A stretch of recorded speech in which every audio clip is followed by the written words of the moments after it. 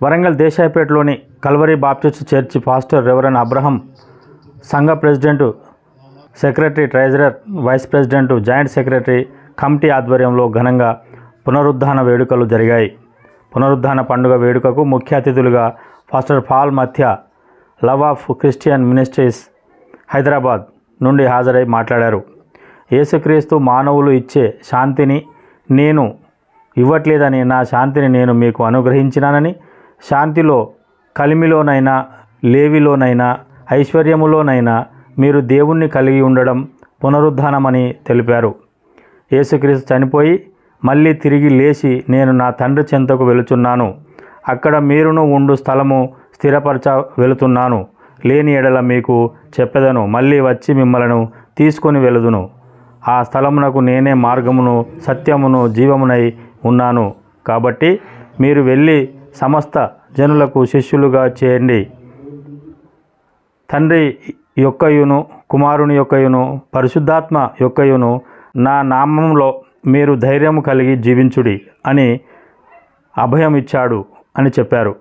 ఈ కార్యక్రమంలో స్థానిక సంఘ కాపరి pastor Reverend Abraham, president P. Yesupadam, secretary Kothuru Yakender, treasurer Karunakar, vice president J G Isaac, joint secretary L Sukeerthi Chandra, సంఘ కమిటీ, యువన సమాజం, స్త్రీల సమాజం, సండే స్కూల్ అన్ని విభాగాల వారు పాల్గొన్నారు.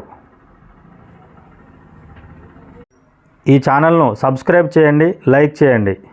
ఉద్దేశంతో దేవునికి స్తోత్రం కలుగును గాక.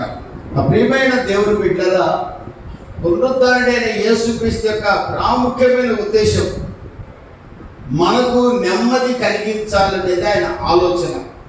యోహాను సువార్త 14వ అధ్యాయంలో కూడా ఆయన అంటున్నాడు, శాంతిని మీకు అనుగ్రహిస్తున్నాను, నా శాంతినే మీకు అనుగ్రహిస్తున్నాను, లోకమిచ్చే తాత్కాలికమైన శాంతి కాదు, నేనిచ్చే శాంతి. అది కలవరాల మధ్యలోనైనా, కల్లోలాల మధ్యలోనైనా, కలిమిలోనైనా, లేమిలోనైనా, బాధలోనైనా, ఐశ్వర్యంలోనైనా, ఏ పరిస్థితుల్లోనైనా నేను దేవుడిగా కలిగి ఎవరైతే ఉంటారో, పునరుద్ధరణుడైన యేసుని దేవునిగా కలిగి ఎవరైతే ఉంటారో, సజీవుడైన యేసుని ఆరాధించే బిడ్డలు ఎవరైతే ఉంటారో వారి యొక్క సమాధానం శాశ్వతమైన సమాధానంగా ఉంటుంది. అలాంటి సమాధానాన్ని ఇవ్వాలనే నేను లోకానికి వచ్చాను. మానవాళి పాప పరిహారార్థమై శిలువలో అమూల్యమైన రక్తాన్ని చిందించాను, మరణించి పాతి పెట్టబడి మరణాన్ని జయించి తిరిగి లేచాను. శిష్యులారా మీకు సమాధానం కలుగునుగా అంటున్నాడు.